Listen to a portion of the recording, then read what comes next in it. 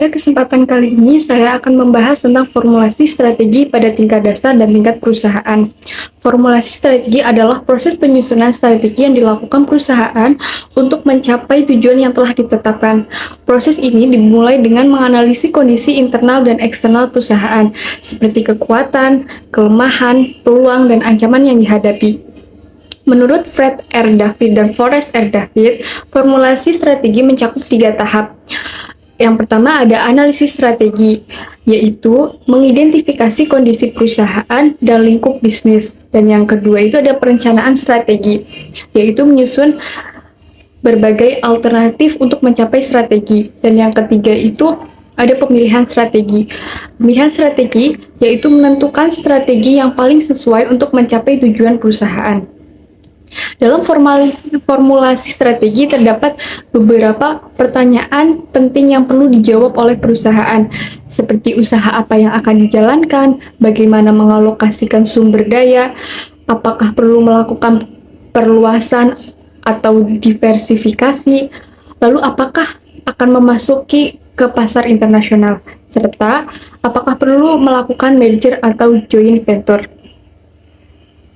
Selain itu, terdapat 2 tingkat strategi, yaitu strategi tingkat dasar dan strategi tingkat perusahaan. Strategi tingkat dasar berfokus pada cara suatu unit bisnis bersaing dengan pesaingnya, misalnya melalui peningkatan kualitas produk atau pelayanan. Sedangkan strategi tingkat perusahaan berfokus pada arah dan pengembangan perusahaan secara keseluruhan seperti ekspansi bisnis atau diversifikasi usaha. Menurut Porter, strategi yang baik harus didasarkan pada visi, misi, dan tujuan yang jelas, serta mempertimbangkan kondisi internal dan eksternal perusahaan. Jadi, dapat disimpulkan bahwa formalisasi strategi merupakan langkah penting yang membantu perusahaan menentukan tindakan terbaik untuk mencapai tujuan dan menciptakan keunggulan pesaing dalam jangka panjang. Sini saya akan menjelaskan tentang proses pembuatan strategi. Proses ini diawali dengan penentuan visi, yaitu gambaran jangka panjang, dan misi, tujuan, dan nilai inti organisasi agar strategi tetap konsisten dengan identitasnya. Langkah-langkahnya meliputi ada perumusan tujuan yang jelas dan terukur, yaitu membuat target spesifik atau SMART sebagai arahan sekaligus alat pengukur kinerja. Selanjutnya ada identifikasi kondisi existing, yaitu menganalisis situasi internal, kekuatan atau kelemahan, dan eksternal, peluang atau ancaman. Penentuan sumber daya yaitu mengidentifikasi keunggulan, bersaing, dan kompetensi inti yang unik untuk menciptakan nilai bagi pelanggan. Selanjutnya ada pengembangan alternatif strategi, yaitu menghasilkan berbagai pilihan strategi dari hasil analisis sebelumnya. Selanjutnya ada evaluasi tiap alternatif, menilai mendalam kekuatan, kelemahan, peluang, dan ancaman dari setiap pilihan strategi.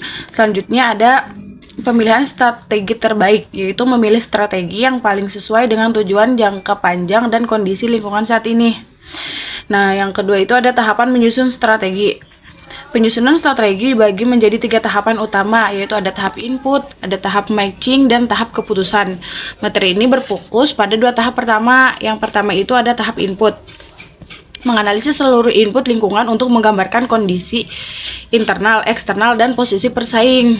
Ada 3 kinerja analisis yang menggunakan, yaitu matriks efek, yaitu merangkum dan mengevaluasi peluang serta ancaman eksternal, sosial, budaya, demografi, lingkungan, politik, hukum, dan teknologi. Selanjutnya ada matriks efek, yaitu mengidentifikasi serta mengevaluasi kekuatan dan kelemahan pada area fungsional perusahaan. Selanjutnya ada matriks CPM, yaitu menentukan kekuatan dan kelemahan utama kompetitor untuk mengetahui posisi strategis relatif perusahaan menggunakan pembobotan dan penilaian.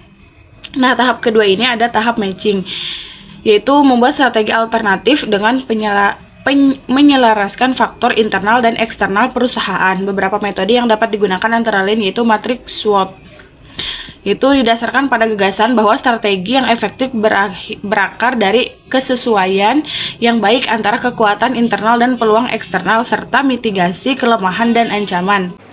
Selanjutnya yaitu matriks yang paling sederhana dikembangkan oleh Boston Consulting Group, adalah matrik portfolio BCG, sebuah pendekatan yang memuaskan strategi berdasarkan tingkat pertumbuhan industri dan pangsa pasar relatifnya. Terus selanjutnya yaitu matrik internal atau eksternal, juga dikembangkan oleh General Electric dengan bantuan Milkise and Comply. Parameter yang digunakan termasuk kekuatan dan kelemahan internal serta pengaruh eksternal.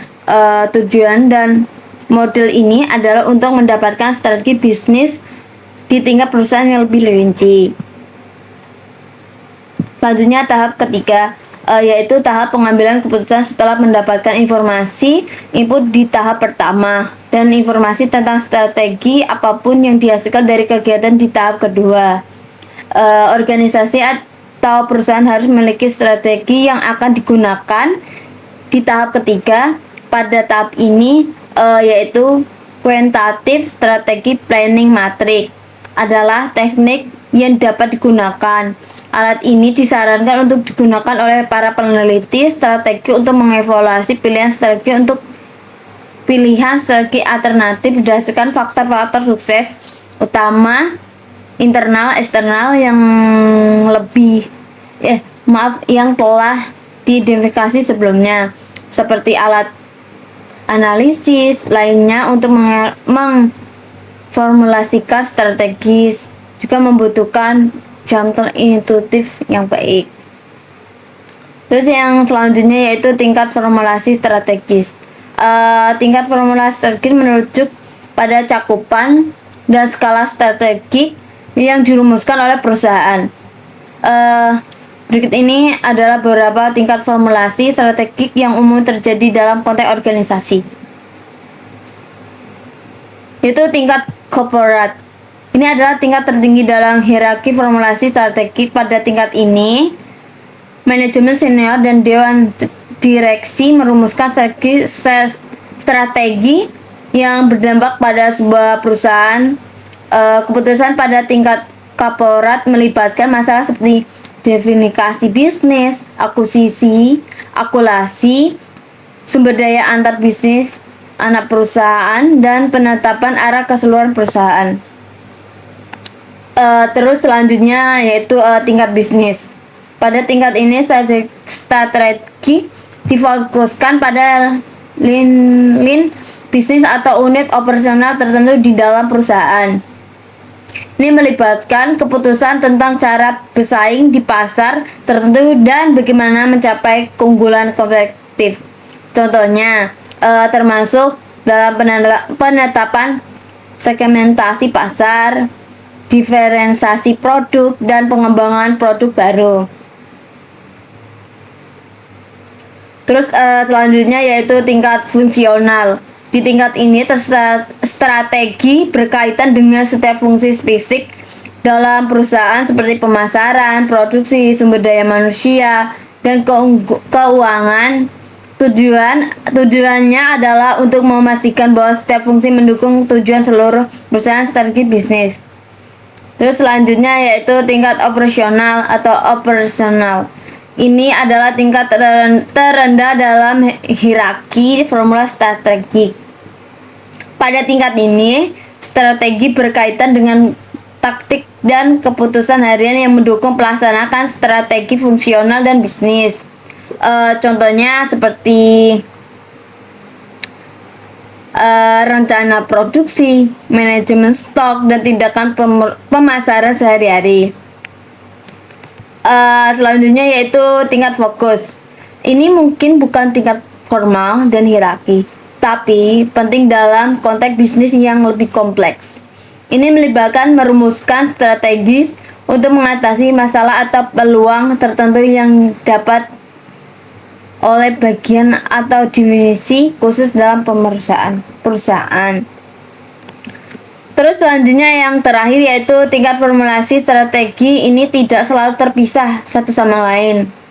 Sebaiknya mereka sering berinteraksi saling mendukung. Strategi yang dirumuskan pada setiap tingkat harus selaras dengan tingkat atasnya untuk memastikan konsentrasi, dan keselarasan dalam arah keseluruhan perusahaan.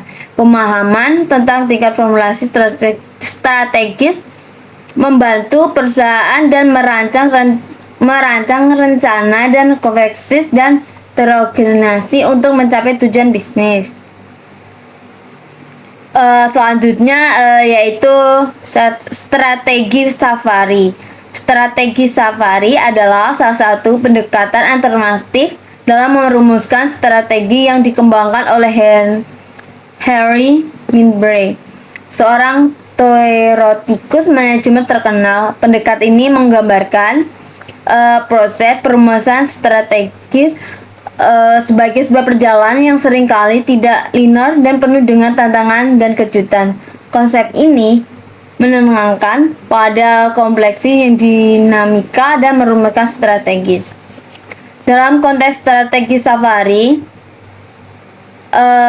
yaitu mengidentifikasi 10 alat atau metode yang dapat digunakan dalam perumusan strategis yang seringkali digunakan secara bersama dan tidak terstruktur. Kemudian saya akan melanjutkan poin yang sebelumnya. Yang pertama yaitu pemburuan strategi. Pendekatan ini berfokus pada perencanaan formal dan sistematis. Strategi yang dirumuskan melalui analisis menyeluruh dan perencanaan yang struktur. Kemudian yang pembuat alokasi. Pendekatan ini melibatkan alokasi sumber daya berdasarkan perencanaan dan analisis terperinci. Fokusnya adalah pada proses alokasi sumber daya. Kemudian yang ketiga, pendekatan keuntungan bersaing. Mengacu pada strategi yang berfokus pada mencapai posisi yang unik dan sulit untuk ditiru dalam pasar. Kemudian yang keempat, pembuat introspeksi. Pendekatan ini mengakui peran pengambilan keputusan yang berani dan berorientasi pada peluang yang merumuskan strategi. Kemudian yang keempat, pendekatan adaptasi. Strategi dipandang sebagai proses yang dinamis di mana pengambilan keputusan dipengaruhi oleh persepsi dan pandangan dari para pemimpin ya. Kemudian yang keenam, pendekatan keputusan. Yang keenam ini merupakan pandangan bahwa perusahaan belajar dari pengalaman dan terus mengubah strategi sesuai dengan pembelajaran tersebut. Kemudian yang ketujuh, pendekatan konfigurasi. Fokus yang pada distribusi kekuatan dan politik di dalam organisasi yang mempengaruhi proses perumusan strategi. Terus yang ke-8, pendekatan kulminasi. Strategi yang dipandang sebagai hasil dari nilai-nilai dan budaya organisasi. Kemudian yang ke-9, pendekatan gerak balas. Nah, pendekatan ini strategi yang dipandang sebagai respon terhadap tekanan eksternal dari lingkungan. Kemudian yang ke-10, pendekatan filsafat. Apa sih itu filsafat? Nah, pendekatan seperti ini berfokus pada pola dan bentuk organisasi yang merumuskan strategi. Nah, pendekatan strategi safari ini mengakui bahwa tidak ada satu pendekatan yang tepat untuk merumuskan strategi dan merumuskan harus mampu beradaptasi dengan kompleksitas lingkungan dan situasi yang berubah-ubah. Ini menggambarkan strategi sebagai perjalanan yang melibatkan banyak elemen yang saling berinteraksi dan mempengaruhi hasil akhir.